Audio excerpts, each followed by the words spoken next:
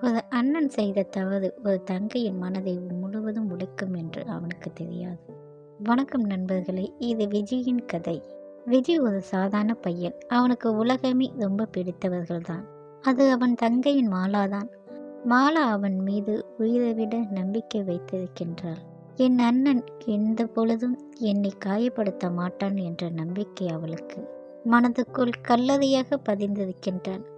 ஆனால் ஒரு கோடைக்கால விடுமுறை நாளில் நடந்த அந்த சம்பவம் அந்த நம்பிக்கை சின்ன சின்னதாக துண்டாக உடைந்துவிட்டது. அந்த நாளில் என்ன நடந்ததோ மாலா? ஏன் அண்ணாவை பார்த்து பேசவில்லை? விஜய் செய்த அந்த தவறு என்ன? அதுதான் இன்றைய கதை.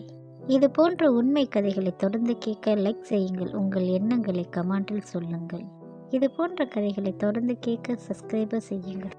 நான் விஜய். இது என் வாழ்க்கையில் நடந்த உண்மை சம்பவம். இன்று வரை அந்த நாள் நினைவுக்கு வந்தாலே என் மனசுக்குள் நடக்கும்.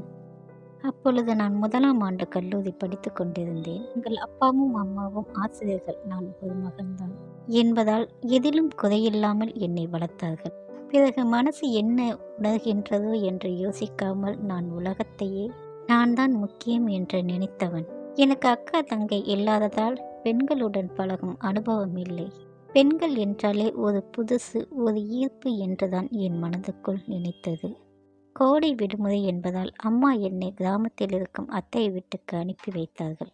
அது ஒரு சின்ன கிராமம்தான். மாலை நேரங்களில் காற்று வீசும்போது வயல் மண் வீசும் பசுமையும் நிறைந்து அமைதி அந்த கிராமத்தில்தான் என் மனசை கவர்ந்தது.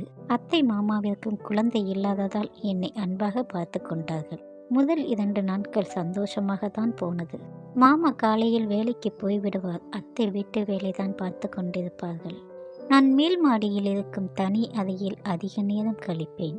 அந்த அறையிலிருந்து சற்று தள்ளி இருக்கும் ஒரு வீடு தெளிவாக தெரியும். அந்த வீட்டில் சில பள்ளி மாணவர்கள் இருப்பார்கள்.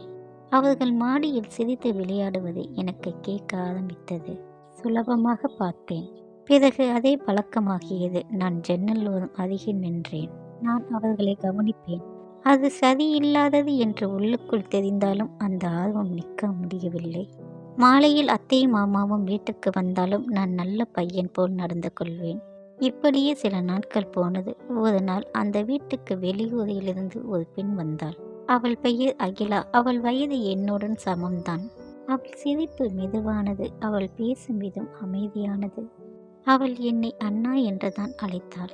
போனதும் என் மனசுக்குள் ஏதோ மாறியது. அந்த வார்த்தை ஒரு நம்பிக்கை இருந்தது, ஒரு பாசம் இருந்தது. சில நாட்கள் நாங்கள் நெருக்கமாக பேச ஆரம்பித்தோம்.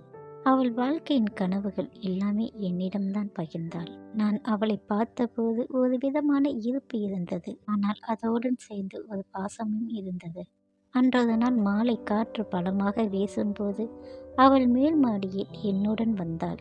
அவள் தலைமுடி காற்றில் அசைந்தது. அவள் முகத்தில் மாலை சூரியன் ஒளி விழுந்தது. நானும் அவளை பார்த்து கொண்டேதான் இருந்தேன். பின் வழக்கம் போல் ஜன்னல் அருகே சென்றேன். அவள் என்ன செய்கிறீர்கள் என்று கேட்டாள். நானும் மௌனமாகத்தான் நின்றேன். அவள் என்னை கவனித்தாள். என் பழக்கம் அவளுக்கு புரிந்தது. அவள் முகத்தில் இருந்த அதிர்ச்சி எனக்கு குத்தியது. விஜி, நீ சரியில்லை, அவள் மெதுவாக சொன்னாள். ஒரு பெண்ணை இப்படி பார்க்காதே, அவள் உன்னுடைய தங்கைதான். அந்த வார்த்தை என் இதயத்தில் நேராகப்பட்டது. அவள் கண்களில் ஏமாற்றம் இருந்தது. அந்த ஏமாற்றம்தான் என்னை உடைந்தது. நான் தலை குனிந்தேன். நான் உன்னை நல்லவன் என்றுதான் நினைத்தேன் என்றால் அவள் வரிகள் என் மனதை சிதைந்தது. அந்த நிமிஷம் என் உள்ளத்தில் இருந்த தவறு எல்லாம், ஈர்ப்பு எல்லாம் வெட்கமாக மாறியது. நான் அவளிடம் மன்னிப்பு கேட்டேன். அவள் சத்தமாக திட்டவில்லை. அமைதியாக, நீ மாற முடியும் விஜய், உன் பார்வையை மாற்று என்றாள். அந்த மாலை சூரியன் மறைந்தது போல என் பழைய எண்ணங்களும் அந்த நாளுடனே மறைந்துவிட்டது. அடுத்த சில நாட்கள் அவள் என்னுடன் சாதாரணமாக தான் பேசினாள். ஒரு சிறிய தூரம் வைத்து கொண்டாள். அந்த தூரம்தான் எனக்கு வலித்தது. நான் உண்மையாகவே மாற வேண்டும் என்று நான் முடிவு செய்தேன். அந்த ஜன்னல் ஒருபோதும் திறக்கப்படவில்லை. மாறாக நான் புத்தகங்களை படிக்க ஆரம்பித்தேன். கிராமம் முழுவதும் சுற்றி பார்த்தேன். அத்தை மாமாவிடம் அதிக நேரம் கழித்தேன். அகிலாவுடன் பேசுவதும் அவள் கண்களில் மீண்டும் நம்பிக்கை வர வேண்டும் என்று முயற்சித்தேன். அன்றொரு நாள் அவள் கிராமத்தை விட்டு போகும் நேரம் வந்தது. பேருந்து நிலையங்களில் அவள் என்னை பார்த்து நல்ல மனிதனாகணும், அதுதான் எனக்கு பரிசு என்றாள். அந்த வார்த்தை என் வாழ்க்கையில் மிகப்பெரிய பரிசு என்று இன்று வரை பல வருடங்கள் ஆகிவிட்டது. மாலா என்னை மீண்டும் நம்ப ஆரம்பித்தாள். ஆனால் அந்த நாளில் நடந்த தவறை நான் ஒருபோதும் மறக்கவில்லை. ஒரு கணம் தவறு ஒரு உறவையே உடைக்கலாம். ஆனால் மனசாட்சி விழித்தால் வாழ்க்கை மாற முடியும். ஒரு பெண்ணின் மதிப்பு தன் உண்மையான ஆண்மை என்பதுதான். அப்பொழுதுதான் புரிந்தது. அந்த கோடை விடுமுறை என் வாழ்க்கையவே மாற்றியது, திருப்பு முனையானது. இன்று வரை அந்த மாலை காற்று சத்தம் கேட்கும்போது எனக்கு நினைவுக்கு வரும் அகிலா அந்த ஒரு வரிதான். ஒரு பெண்ணை மரியாதையுடன் பாரு, அந்த வார்த்தை என்னை மனிதனாக்கியது.